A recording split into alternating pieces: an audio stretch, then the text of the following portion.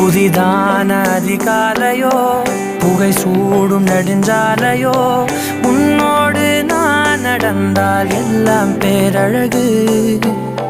மழை வீழும் இளமாலையோ இசையில்லா இடைவேளையோ என்னோடு நீ நடந்தால் இன்பம் என் உலகு.